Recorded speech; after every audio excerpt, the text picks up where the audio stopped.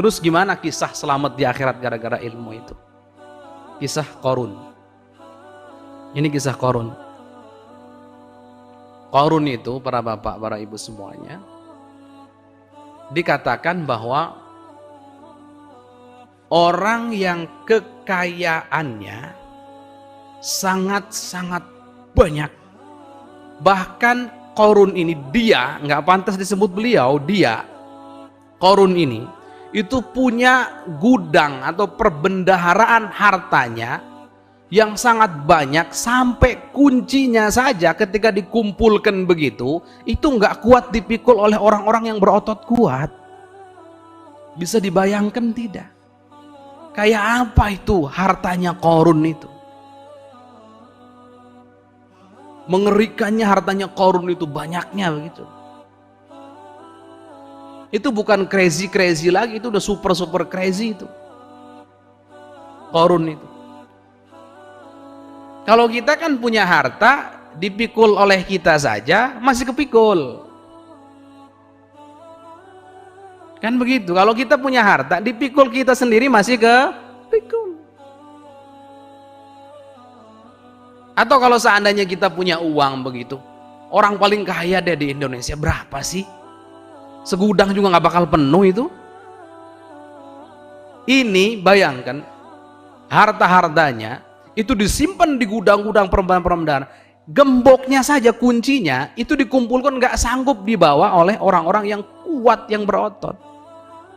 Bahkan dikatakan, dikisahkan, saking banyaknya hartanya Qarun, gemboknya itu dibuat menjadi tipis dan kecil.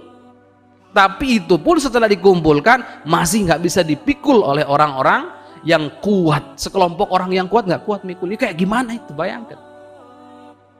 Tapi ingat, Qarun ini kena fitnah.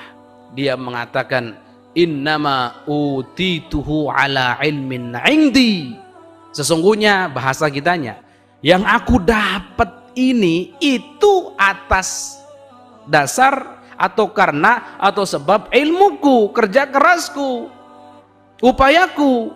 Jadi aku semua, lihat, pokoknya karena akulah gitu. Qarun itu mengklaim begitu karena dia bodoh, dia nggak ngerti bahwa harta titipan Gusti Allah. Atau dia ngerti tapi dia ngingkari. Dia punya ma'rifah tapi dia tidak punya idza'an dan khudu'. Kalau dalam ilmu akidah, dia ngerti tapi dia nggak mau ngikut apa yang dia ngerti. Dia ngingkari itu. Lihat, ini orang bodoh. Dia mengingkari fakta. Dia mengingkari hakikat bahwa harta titipan Gusti Allah. Dia mengklaim ini hasil kerja kerasku. Apa yang terjadi? Fa khasafna bihi wa bidarihil ard. Allah Subhanahu wa taala berfirman, aku tenggelamkan dia di dalam perut bumi dan juga rumahnya itu. Jadi perbendaharaannya semuanya ikut tenggelam bersama Qarun. Ditenggelamkan, ini siksanya ini. Jadi orang nggak selamat gara-gara nggak punya ilmu itu. Nggak selamat. Jadi karena ini di Indonesia nih, gara-gara Qarun itu kisahnya ditenggelamkan, ditelan bumi, harta-hartanya juga ditelan bumi, makanya kalau ada yang nemu harta di dalam bumi disebut harta Qarun. Bukan, itu hartanya Fulan bin Fulan, ada yang punya itu. Tapi itu istilah. Karena zaman dulu Qarun itu diperlakukan oleh Allah begitu, ditelan bumi sebagai azab dan siksa buat dia.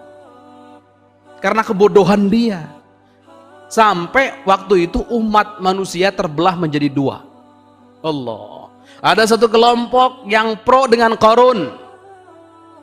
Ada kelompok lain, ini kelompok ahli ilmu. Kelompok ahli ilmu itu mengatakan, la, tidak, thawabullah khair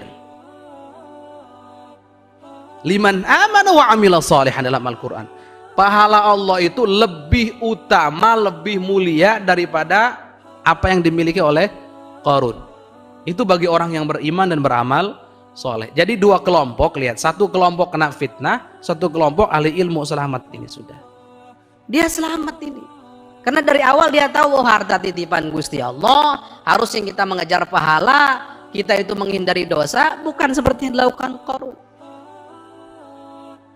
Yang selamat di akhirat adalah yang Allah anugerahi ilmu, ahli ilmu.